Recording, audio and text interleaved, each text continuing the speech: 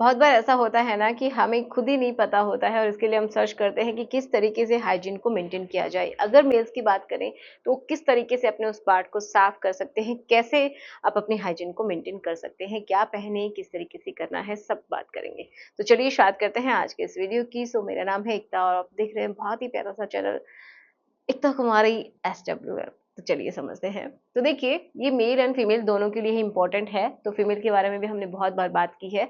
आज हम बात करेंगे मेल्स के बारे में कि किस तरीके से आपको उस पार्ट को धोना है, साफ करना है, ठीक है, और क्या नहीं करना है उसके बारे में भी जानेंगे, जो कि बहुत इंपॉर्टेंट है। उसके नुकसान भी होते हैं, किसी किसी को स्पर्म काउंट कम हो जाता है, जी हाँ बिल्कुल। और किसी किसी को ये समझिए वहाँ पे वेरिकोसील हो जाती है, बहुत तरीके की प्रॉब्लम्स आ जाती हैं। जो किसी किसी की टेस्टिकल्स है वो नीचे लटक जाती है, अगर वो प्रॉपर तरीके से ध्यान नहीं रख पाते हैं तो ये सब होता है।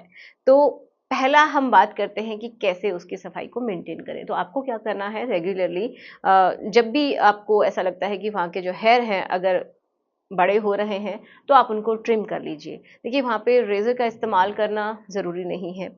आप कोई भी अच्छा सा ट्रिमर ले लीजिए, उसकी हेल्प से आप वहाँ के हेयर को प्रॉपर ट्रिम करके रखिएगा। बहुत बड़े-बड़े हेयर भी ज़रूरी नहीं है कि वहाँ पे हमेशा बने रहें। उनमें ये समझिए फंगस भी कभी-कभी पनप जाता है, ठीक है?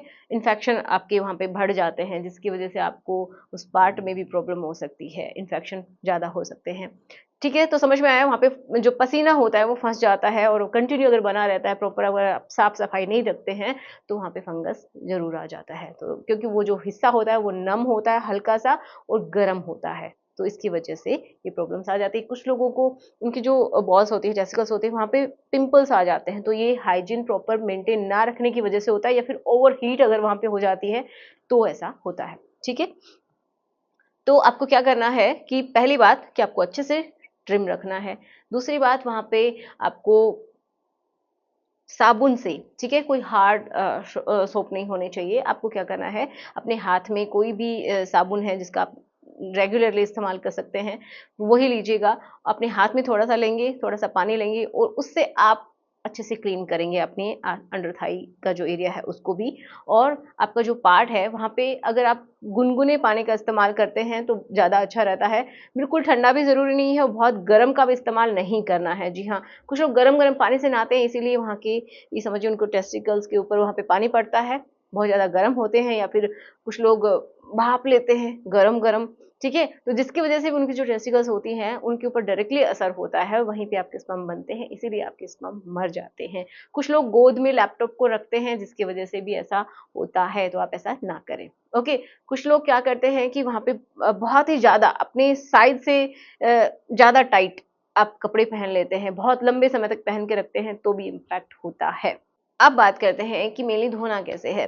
तो आप अपनी जो स्किन है उसको प्रॉपर तरीके से पीछे कीजिएगा। थोड़ा बहुत आप सोप का इस्तेमाल कर सकते हैं, वहाँ पे डायरेक्टली कोई भी साबुन ना लगाएँ। क्योंकि डायरेक्टली आप लगाते हैं, वहाँ का जो पीएच है वो भी इम्बैलेंस हो जाता है, जिससे आपको ड्राइनेस हो सकती है, इचिंग हो सकती है और भी बहुत सारी प्रॉब्लम्स हो सकती हैं। तो ऐसा आप ना करें, हाथ में थोड़ी-सी सोप लीजिए, जिससे आप नहाते हैं वही ले लीजिएगा और थोड़े से ये समझिए हाथ में रगड़ने के बाद आप उस पार्ट को अच्छे से क्लीन करेंगे। पूरी स्किन को पीछे करके अच्छे से क्लीन करना है, वहाँ पे कुछ जो पदार्थ जमा हो जाता है उसको अच्छे से निकालना है, जिससे कि इन्फेक्शन नहीं होंगे। क्योंकि ये जो पदार्थ जो बनता है स्मेग्मा जिसको बोलते हैं, ये भी बहुत इंपॉर्टेंट है।